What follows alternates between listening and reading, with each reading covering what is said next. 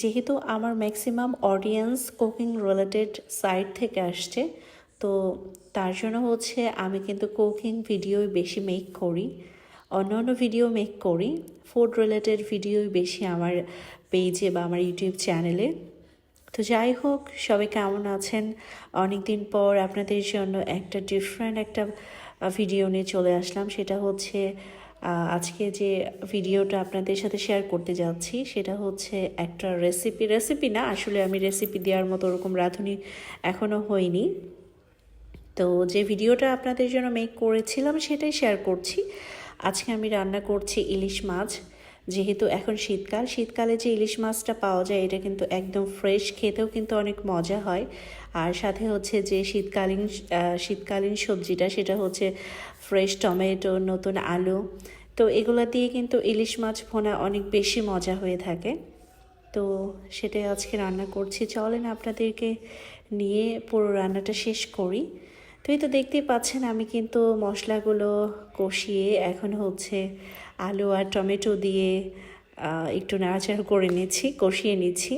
তারপর আমি যে ইলিশ মাছটা আজকে রান্না করব সেটা অ্যাড করে ফেললাম। এই তো দেখতেই পাচ্ছেন মাছটা কিন্তু একদম ফ্রেশ, ডিম ছিল না। আর আসলে ডিমওয়ালা ইলিশ মাছ কিন্তু খেতে অতটা বেশি মজা হয় না।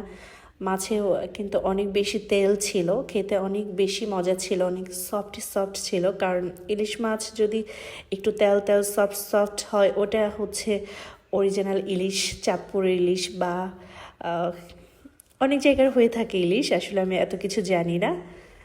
তো যাই হোক, ইলিশ মাছটা কিন্তু অনেক বেশি মজা ছিল। আপনারা এই যে এখন যে দেখছেন, দেখে বোঝা যাচ্ছে যে কতটা ফ্রেশ ছিল।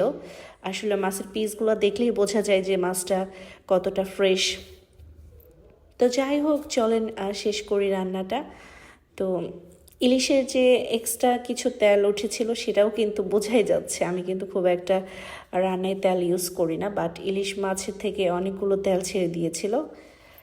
তো এই তো আমার ভিডিওটা যদি আপনাদের কাছে ভালো লাগে অবশ্যই লাইক কমেন্ট শেয়ার করবেন। যারা নতুন অবশ্যই আমার পেজটাকে ফলো করবেন, আর যারা ইউটিউব থেকে দেখছেন অবশ্যই আমার চ্যানেলটাকে সাবস্ক্রাইব করবেন। আর হ্যাঁ, আমার এই ভিডিওগুলো কিন্তু এখন আমার টিকটকেও দেখা যাচ্ছে। কারণ যদিও আমি টিকটকার না, টিকটক করি না, বাট আমার একটা টিকটক আইডি ছিল, সেখানে আমি পোস্ট করছি, ভালো রেসপন্স পাচ্ছি। তো যাই হোক, আমার রান্না কিন্তু প্রায় শেষ, আমি পানি অ্যাড করে ফেলেছি। আর এই তো দেখতেই পাচ্ছেন আমার রান্না পুরোপুরি হয়ে গিয়েছে, কতটা লোভনীয় হয়েছে। তো আলহামদুলিল্লাহ, খেতে অনেক বেশি মজা হয়েছিল। তো সবাই ভালো থাকবেন, আল্লাহ হাফেজ।